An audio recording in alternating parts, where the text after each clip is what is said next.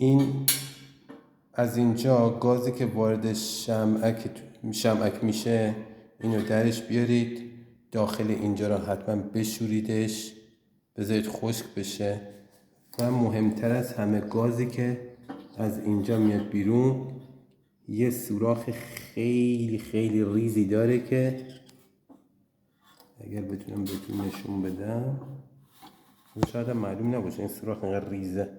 آره اون اینو حتما با یه دونه سیم خیلی نازک اینم چیز کنید، اینو سوراخش اگه گرفتگی داره حتما رفعش کنید، چون اگر اینو رفع نکنید یا شمعک اصلا روشن نمیشه یا اگرم روشن بشه زرد رنگ میشه و با هوا خوب ترکیب نمیشه. آره اینم حتما با یه تمیزش کنید.